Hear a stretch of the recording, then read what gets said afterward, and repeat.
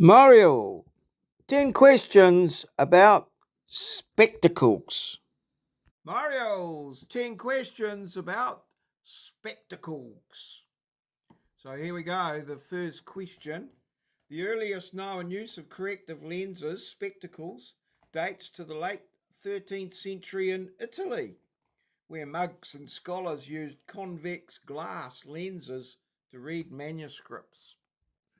Well, we have our uh, Italian expert in the house. Any truth in this? Pizza was good. Okay. Right. I think that could well be true. All right. Well, it sounds to me as a sort of a, could be a fairly universal sort of thing that occurred. The first documented spectacles appeared around 1286 1300 in northern Italy, Pisa, Florence area. Scholars, monks, and scribes used convex plus lenses for presbyopia, age-related near vision loss.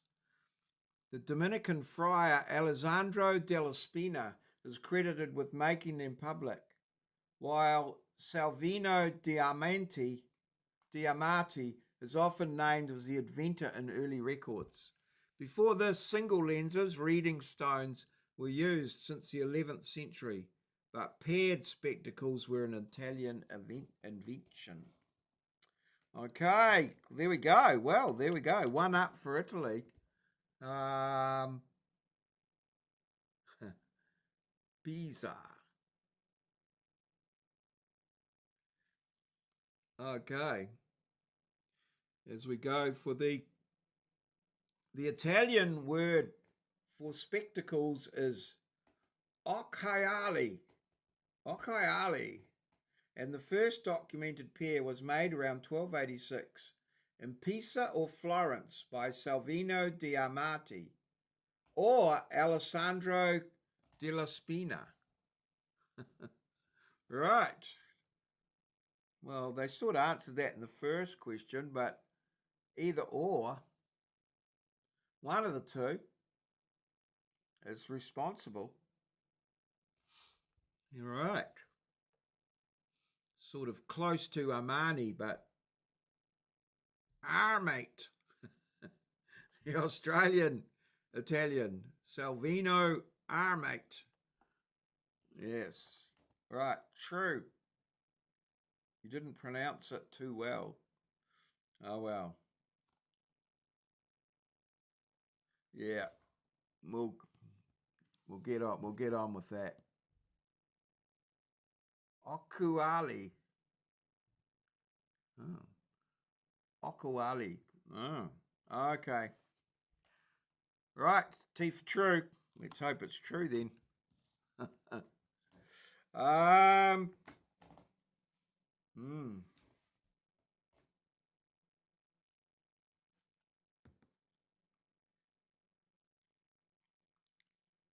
Yes. Occhiali is the Italian term for eyeglasses from occhi, the eyes. The earliest written record comes from 1286, sermon by the Dominican friar Giordano de Rivalta, who credited either Salvino Armati, often listed as inventor, or Alessandro della Spina, who made them publicly known, with creating the first wearable pair in Pisa, Florence, around 1286. This marks the birth of modern spectacles. Right, next up, we're moving right on.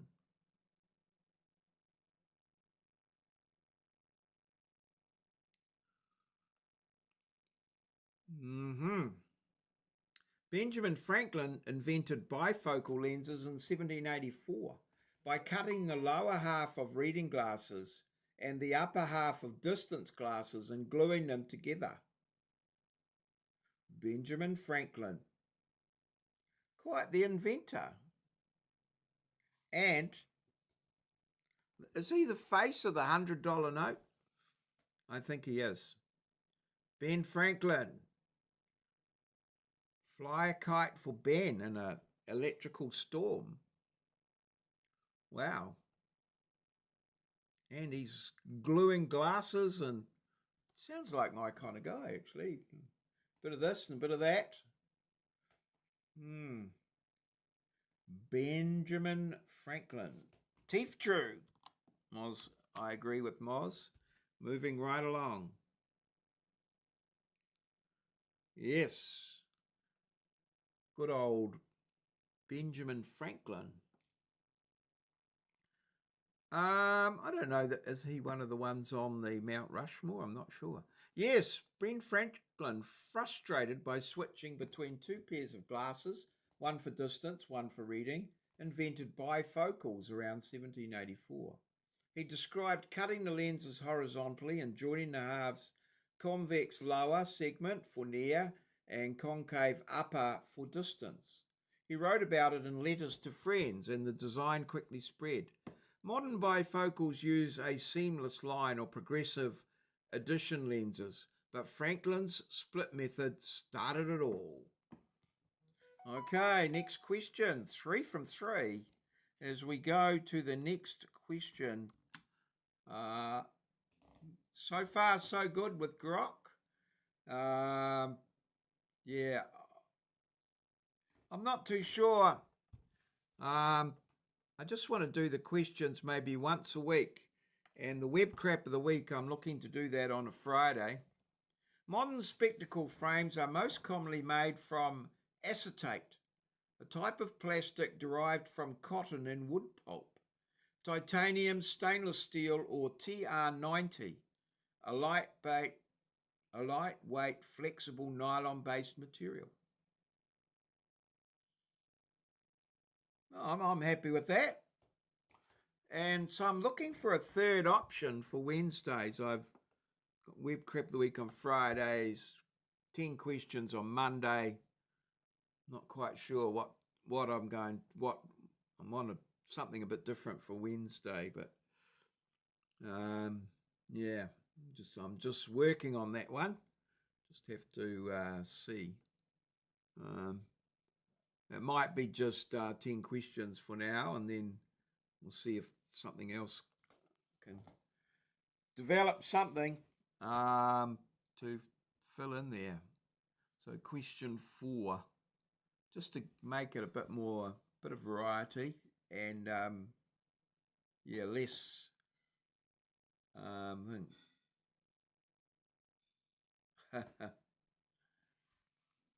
yeah, pronunciation's not my strong point in any language, so so what do we got for 4? I just give it a best start.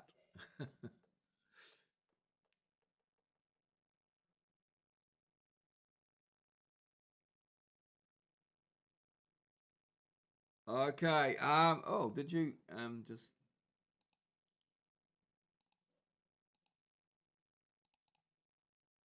Oh. Yeah. All right. True. Correct. Yes. Acetate, cellulose acetate, is the most popular for stylish, colourful frames due to its workability and comfort. Titanium and stainless steel dominate premium, lightweight, hypoallergenic designs. TR90 thermoplastic resin is widely used for sporty, durable frames because it's super flexible, lightweight, and impact resistant. These materials replaced older tortoiseshell, horn, or heavy metal frames in modern eyewear. Did they actually use tortoise shells? Good Lord. I know they use that thing. How many tortoises gave up their shells, were made homeless for the sake of spectacles, eyewear, glasses? Grave concern. Yes, the environment. The pince-nez style of spectacles clipped onto the nose without earpieces was extremely popular in the 19th and early 20th centuries and was famously worn by Theodore Roosevelt and Mahatma Gandhi. I don't think Mahatma Gandhi did the pince-nez. I'm pretty sure his ones had legs. It is the clipped one, I know, but I don't think Mahatma Gandhi wore those. All the Australian tortoises live in tents. Oh, right. Yes.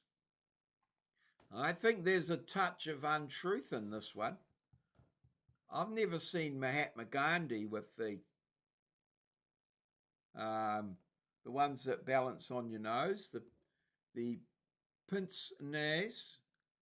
You reckon it's true? All right, I'll go with that, Moz, but I'm not 100% convinced on this one. I think there's a sort of. I haven't not seen a picture of. Oh, it's true. I'll shut up then. Yes, pince-nez or pinch nose in French. Pince-nez probably. Glasses are hugely fashionable from the 1840s to the 1830s, especially among intellectuals, politicians, and professionals. Theodore Roosevelt wore them constantly, often seen in photos with his famous grin, and Mahatma Gandhi wore round pince-nez throughout his life, making them iconic symbols of both men.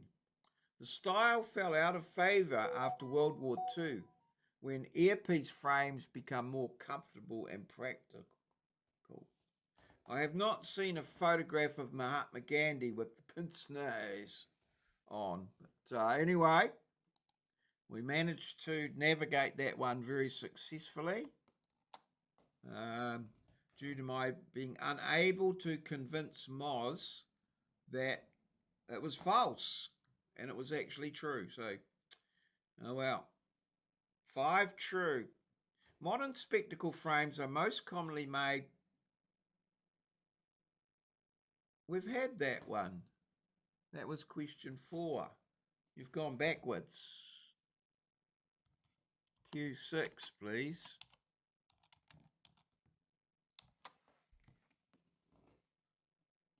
Whilst Grok is able to come up with all sorts of theories on quantum physics, nuclear fusion, and that sort of thing, he's unable to count. In ancient Rome, Emperor Nero is said to have used an emerald as a monocle to watch gladiator fights because he believed the green stone reduced glare and improved vision. Nero. Yes, the Emperor Nero. He wasn't too bad. Oh no, he's the one that fiddled while Rome burned. Yes. So, bit of a weirdo. A woke Roman. Something like that. Don't know. Nero. It's probably nearsighted. Nero. Yes. Saw everything in green screen. Wow. Well. Yeah, I'm 50-50 on this. I think I wasn't around, so true. Nero had no fiddle. It's a myth. It might be metaphorical.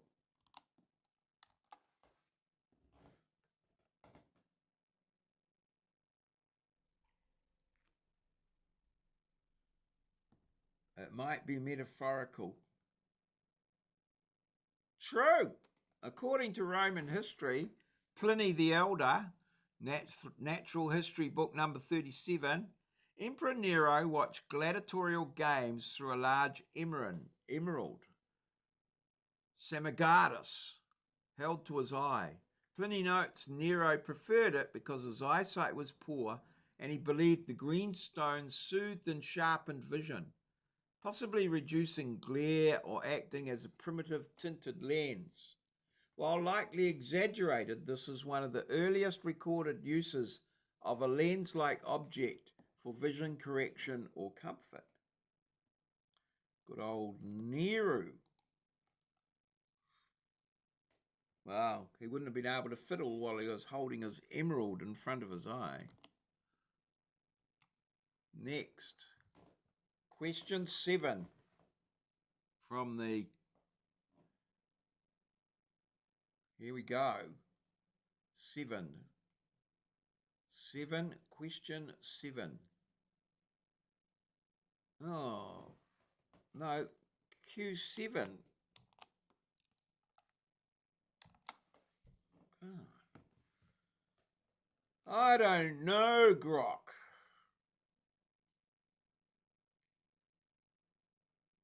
Comes after 6, just before 8. Anti-reflective coatings on spectacle lenses were first developed in the 1930s and work by creating destructive interference or reflective light, making lenses nearly invisible and reducing glare. Yeah, I'm happy with that. Anti-reflective coatings. Yeah, for Mr. Well, I don't think Nero had one of those, but yeah, this is next level, I guess. Anti-reflective, polarizing, mirror glasses, 1930s. Yeah, who knows? And on binoculars as well, I think. Possibly even theodolites, all sorts of things. Coatings on the lenses based on some, maybe, not sure about the timing. Yes, okay, we'll go with true. I think true's pretty much the default setting, but yeah, timing, true. Timing could be the issue here with this one. Yeah. Correctness. Yes, the first practical anti-reflective AR coatings were developed by Carl Zeiss in the 1930s. Alexander Smakula patented multi-layer coatings in 1935. They use thin film interference. The coating thickness is a quarter wavelength of light, causing reflective rays from the top and bottom of the coating to cancel each other out. Destructive interference. This reduces glare, improves light transmission up to 90%, makes lenses look clearer and cuts reflections for better night vision and aesthetics. Modern AR coatings are multi-layer vacuum deposited. Yeah, Zeiss made some, actually I've got a Zeiss level in my garage, and yeah, they made some great survey equipment, optical levels and things. So Carl Zeiss. Yes. Next. Wonder if he'll get it right. Carl Zeiss Jena. Zeiss. And cameras as well. Okay, the largest pair of spectacles ever made, verified by Guinness World Records, measures 1.8 meters wide and 0.8 meters high, and was created in India in 2017. Well, there you go. If it's trivia you want, that is trivia. 1.8 meters wide. Wow. Yeti glasses. Put those on your nose, maybe.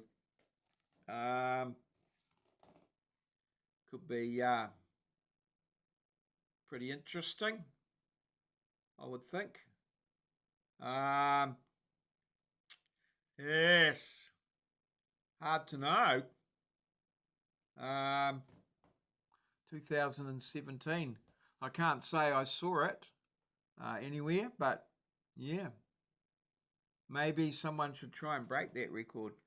1.85 meters wide, 0.83 high, something like that, just to make it, so much better. 8, because answers seem to be always true.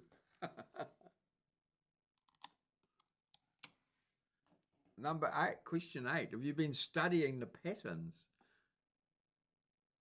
Right. And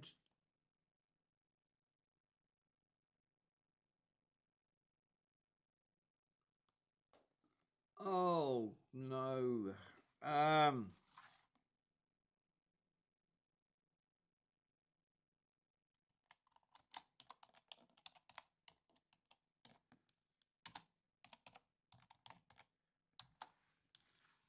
Oh, right. Rebus carbon. This is correct. Guinness World Records certified the largest spectacles on 20th December 2017 in Kerala, India. Made by the Lions Club of Thodpaloosa. Oh no. They measured 1.8 by 0.8. Frame only, no lenses. Oh well. They were displayed during an eye care awareness event. The previous record was a smaller pair from the US. Wow. Yes. True, because the answers seem to be always true. Oh, there we go. All right. Q9. All right. Well, we're 8 from 8, so is there going to be a false one tonight? Spectacles with photochromic lenses that darken in sunlight were invented in the 1960s by scientists at Corning Glassworks using silver halide crystals embedded in the glass. I've heard of Corning Glassworks, so I'm going to go true with that. Photochromic lenses. They darken in sunlight. Yeah, Corningware. I think it's more of a, I thought more cooking than glasses, but I mean, hell. Yeah, it's all see-through, isn't it? Pretty transparent. Teeth true on the 10 questions about spectacles. All right. Trying to move it through as quickly as we can, but yeah, I don't know.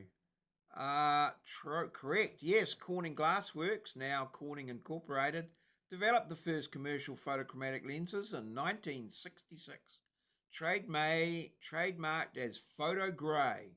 The technology uses silver halide, AgCl, or AgBr, microcrystals suspended in the glass. UV light from the sun excites the silver ions, causing them to separate and form silver particles that darken the lens. Indoors, away from UV, they fade back to clear. Modern versions use organic photochromatic dyes for faster transitions and color options. Pyrex glasses, yes. Corning Glassworks. All right. And next for the final. All right, 9 from 9, Pyrex glasses. Well, I've heard of Coca-Cola bottoms, like glasses as thick as Coca-Cola bottles. Talking about, oh God. Q10.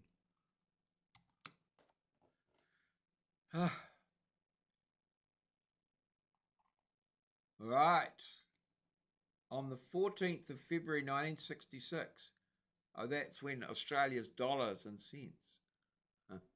In Japanese culture, the term migain for glasses is sometimes used affectionately or humorously, and there is even a migain festival celebrating people who wear glasses. I've got a migain headache. My glasses are, I wore someone else's glasses. Well, 9 out of 10 questions are true. Is it going to be 10 out of 10, or is this just complete and utter bullshit? Who knows? A migain festival. Oh well. We'll find out soon.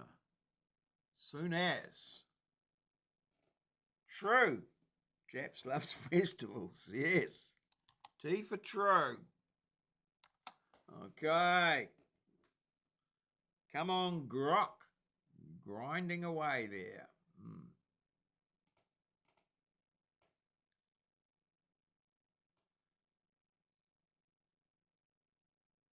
Oh, God. Q10.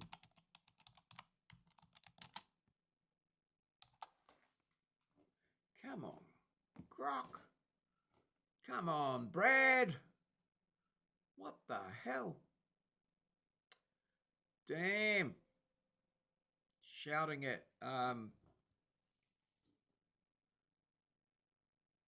Correct.